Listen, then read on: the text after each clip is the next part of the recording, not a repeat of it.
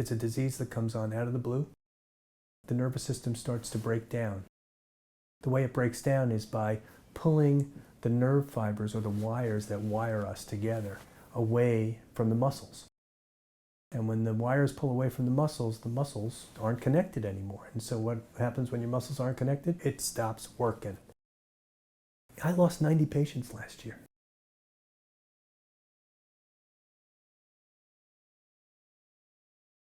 Deep breath in, blow it out. Keep going. It is one measure of a disease that never stops taking. I can do that. I see. Can't really do that. A disease that steals independence Are you falling down?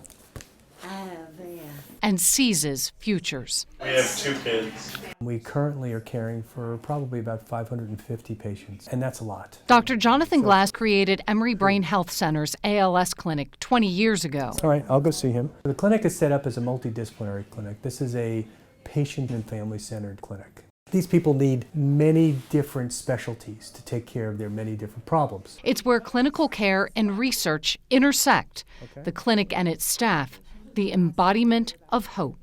Let's be positive about it, all right? We'll try anything. Might not look anything like his, does it? We just get it up the best way we can. This is Carrie Good's exercise routine, an effort to stem a tide that has turned against him.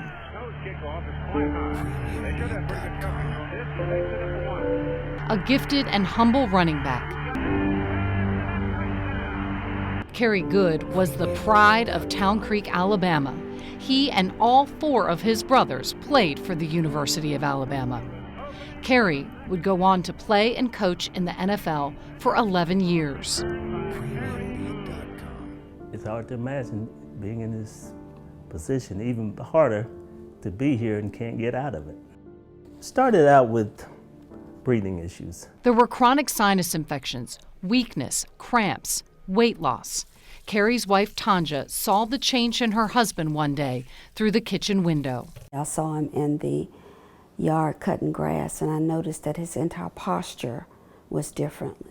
After a string of doctor's visits, they were led to the devastating reason for the changes, ALS. Immediately, first thing I thought, man, my kids. Their youngest child is in 6th grade. He really doesn't have an appetite. He just eats because he knows he needs to.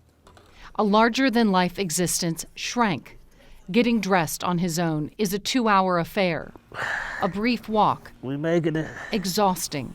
He needs help to breathe. I lost almost 60 pounds initially. I go from 230 pounds. Guy that played football.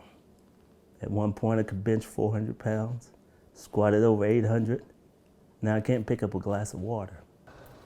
Okay, my friend. Oh, yes, sir. Oh, my. It's an awesome clinic. Saves me, my wife, and all the other families from running all over the place. Dealing with different doctors. They all come to one place.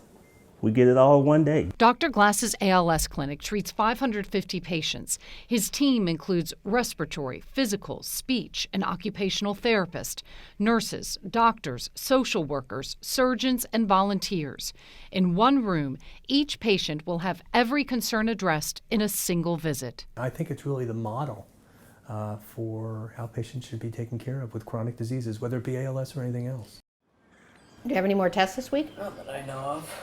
Okay, cool. Will is our only child. You need any more OJ? We just love him to death. He was about 8 years old when I was diagnosed. Becky Kidd has had ALS for 5 years. Dr. Glass diagnosed her. I saw him on January 2nd, 2012, and he diagnosed me within about 15 minutes.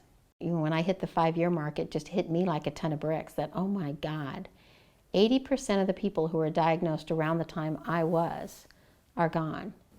Her struggle is intensifying. I find myself just being jealous as I watch people walk around. About a year or so ago, it really started impacting my hands and my arms.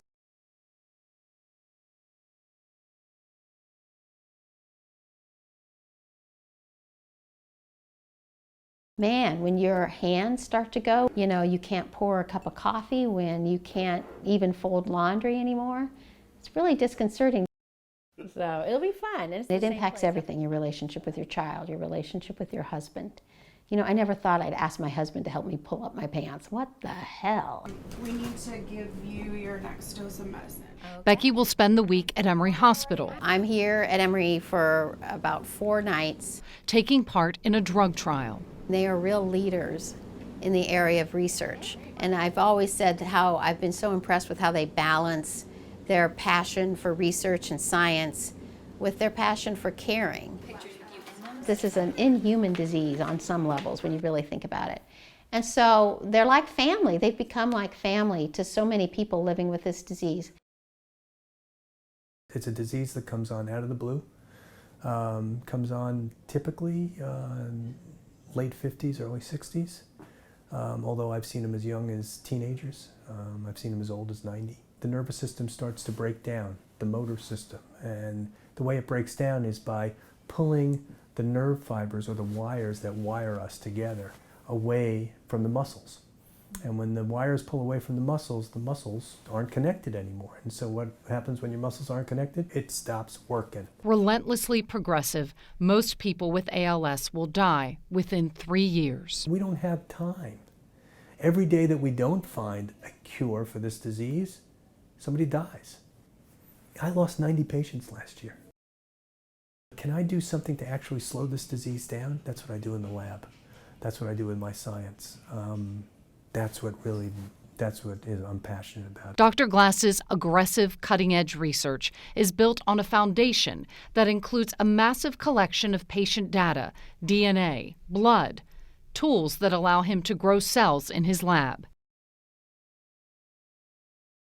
No longer a desperate dream, the path to a cure is becoming clear, and Dr. Glass is at the global forefront. We have international partners, literally from many countries, but also within the United States, that we just share. And we share information, we share data. Probably the 2 most exciting things that are happening now that we're very much involved with is turning off mutant genes. The research of Glass and his collaborators is making its way to his patients. We're going to start a trial probably later this year where these things will be put into the spinal fluid of patients, and hopefully they will target that abnormal gene and turn it off.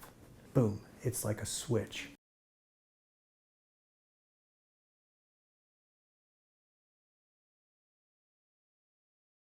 He is working as fast as he can, but it may not be fast enough to save his patients. Stopping a disease that has flourished for over a century is a massive undertaking. If we had more resources, we could do more, we could do it faster. You do that with people, and you do that with ideas, and you do that with space, and you do that with equipment. A game-changing resource would be a translational research center. Someplace where we can take things out of the laboratory and very quickly getting them tested in humans.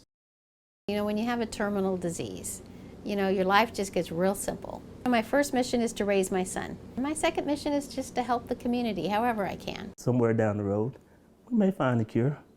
It may not help me, but I would like to think I had a part in, you know, getting some attention to the disease. I got ALS. I'm still living, so it really does not have me. They are young fathers and wives and mothers and husbands. It's a very meaningful and intimate relationship I have with all my patients and their families. These patients and the people who love them are part of the team dedicated to helping Dr. Glass find a cure, giving of themselves in the fight against a disease that takes everything. These are motivated people. It's not just about the basic science laboratory. It's not just about mice. It's about people. Hope is driven by science. What's on the horizon? A lot.